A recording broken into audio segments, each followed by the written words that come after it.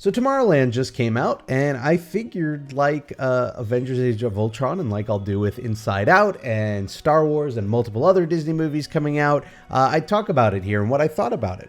And like those other videos, I'm going to keep the first half spoiler free. That way, if you haven't seen the movie, nothing will be ruined for you. And then after that, I'll go into spoilers for those who have seen the movie and how that sort of fits into my thoughts. I guess my takeaway from the movie was that I liked it. I liked it a lot. I didn't love it. It was a fun movie. I'm happy I saw it. I don't think it's going to be a classic. I don't think it's the type of movie I'm going to rush out and buy on Blu-ray, but it was fun. And I think in the context of this channel and the fact that you're watching probably means you're a Disney fan, I think it's definitely worth watching at least once. It's directed by Brad Bird, who we know from so many like animated classics, The Iron Giant before he was at Disney, and then he worked at Pixar and did a lot of films there. And then he stepped into live action by doing Mission Impossible, Ghost Protocol, which is really good. Overall, a really good director. You got George Clooney, really great actor. You got Hugh Laurie in it, who's a great actor as well. Good cast. I think the reason I liked it was because it is fun. It is a fanciful, despite the fact that it's science fiction, it is very much on the fanciful side of science fiction. There's not a whole lot going on there that's like hard sci-fi, but I think that's part of the charm of it. It's not trying to be realistic and gritty, and that's why I think the reviews so far have been really sort of splitting. I think, what was it? It was like in the 50% range on Rotten Tomatoes when I saw it. And that had me worried because it made me wondering, is this going to be a bad movie? And I don't think it was a bad movie. I think it was well crafted, well acted. I think the story was easy to follow. I think it was enjoyable. I think the reason it gets a lot of flack is because the dialogue was very on the nose. And that just means there wasn't a lot of subtext. It was very much them saying what the message they were trying to give. And that was the other thing. The movie was very much a message movie, meaning there was a very strong moral to the film, very strong message they wanted to get out there. And they didn't try and slip it in subtly. They didn't try and, make you think very hard to get to the message. They just sort of hit you over the head multiple times with the message. And it seemed very unashamed in that. I think people looking for a more sophisticated movie-going experience would be let down by that. There's nothing really to dig into. There's not a lot of, meat to the characters or the plot that you're going to think about the film, long after it's out. It's just very simple. It's a very simple tale. I think the movie probably was marketed a little poorly, and that's probably why it's getting some backlash. There was a lot of mystery to the plot of this movie. They were very purposefully not showing a whole lot. And with something like that, you would imagine that means the plot's very important, or that it's important to not spoil what the plot's about. But I honestly think they could have. I think they could have showed a lot more when they were marketing this movie. I think they also could have marketed this movie a lot younger. I think one of the things I felt was problematic with the film was, a good movie for kids is a movie that kids and adults can watch together.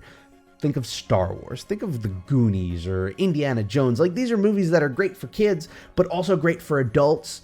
And while I think a good part of this movie was like that, there were also many parts where I felt like I was sitting in a children's movie. Like, I felt like I was watching a movie written for kids.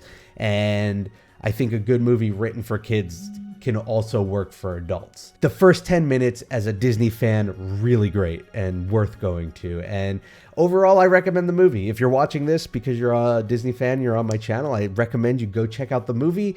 I don't think you need to see it more than once. I really don't know if there's going to be a sequel to this. And I'm posting this on Monday, but I'm recording this on Friday when I saw it. So I don't know how it did financially in the box office, but I'm really like, this isn't something like Mad Max where I walked out of that movie going, there's definitely going to be a sequel. This is going to be huge. Here, I don't know. This could be the first and last Tomorrowland movie. We'll see. And it's funny because that makes me wonder as to what we might see in the future for Tomorrowland in the parks, because there was always this talk about, well, if Tomorrowland blows up and becomes a big franchise, they'll probably make, movie rides based on the movies. Now I don't know so much if that's going to be the case. We'll have to see. Anyway, that's the spoiler-free version. Go check it out if you're a Disney fan. If you're not, if you don't like lighthearted, very innocent action adventure, then you'd want to avoid it. I'm going to talk spoilers now, so if you don't want spoilers, turn off the video. Okay, they're gone. Wasn't that first 10 minutes awesome? I mean, from a Disney fan perspective, getting to see the 1964 World's Fair recreated on film was really, really great. It was so, I think, awesome. The fact that the movie essentially started more or less with, there's a great big beautiful tomorrow playing and, young George Clooney on It's a Small World and seeing all the pavilions, I think was so great and did a great job of establishing the sort of aesthetic and style of futurism that we were to expect in Tomorrowland. It isn't modern day sci-fi like an Iron Man type situation. It's 1950s style. It's Norman Rockwell sci-fi that we see in Tomorrowland, and it is very beautifully realized. The action's really fun. A lot of the criticism comes from this like weird, broken way of telling the story, going with young George Clooney and then the young girl, and then it sort of picks up from there. But I actually didn't have a problem with it. I had a really fun time watching this movie. And like I said in the earlier half, really my biggest problem was that some of the dialogue, and this is a very optimistic movie. Obviously the whole purpose and theme of the movie is that we should be optimistic about the future and solving the problems of the future. And I'm 100% behind that. And I think that message needs to be out there more in media. But I think people will grab it more when it's more subtle, when it's not just hit you over the head. Because when it hits you over the head, it feels like propaganda and you're just kind of gonna shrug it off or ignore it. And who knows, maybe it's different. One argument I read that I think is a really good point is that I think kids will love this film, and I think kids are the most prone to being affected by this film and the message of this film. And if so, 20 years down the line or 10 years down the line, we see kids who have grown up and they have a more optimistic outlook on the future and technology because of a movie like this, then I'm all for it, and I think it's great. But like I said in the first half, I think a great kids movie is one that an adult can equally enjoy. And I found that there were parts where I felt like I was watching a kids movie. Just, the heavy-handed moral about the wolf feeding, which wolf do you feed, and things like that. That final scene at the end where, they're dropping a pin in just like every corner of life for the teacher and the ballet dancer. It just felt too cheesy. And I love cheesy stuff, but I felt like that got too cheesy for me. A lot of people say the third act was awful, and I don't understand that either. I think it was great. I think Hugh Laurie's justification was fantastic. I think that's a great justification for a villain that goes back to classic sci-fi, particularly, and you actually see a reference to it in the toy shop scene, The Day the Earth Stood Still. That was a movie where the whole premise was this alien came to sort of threaten Earth because Earth was doing such a great job in the Cold War of potentially destroying itself that the universe didn't really want it to become spacefaring. And it's like, we're going to destroy you if you don't make up and shake hands and solve your problems. And that was sort of Hugh Laurie's idea, right? He was like, I don't want humans coming off of Earth because look at how destructive they are, and they'll do this to other planets. And yes, today I think that is a very, ham-fisted, on-the-nose message to give, but I think it's a justifiable one. I think, considering the tone of the film and the inspiration of the film and the aesthetics of the film, I think it fits. It's a very simple plot. It's not, some deep, dark, gritty motivation for a character.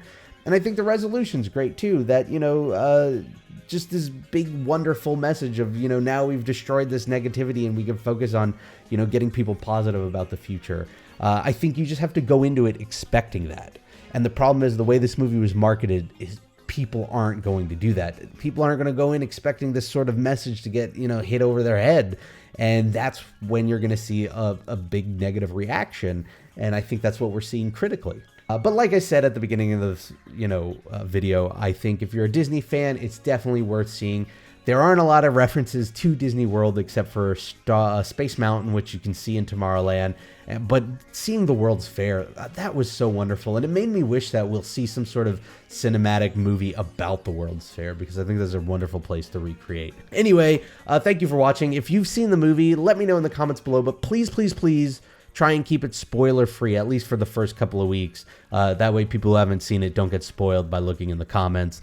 If you want to let me know directly on Twitter, you can let me know. I'm at RobPlays. I want to thank you for watching. Whatever you're doing this week, make the most of it, because it makes it that much better. And I hope to see you all next time. for the next Disney movie review. I guess I'm doing those now. So yeah, bye.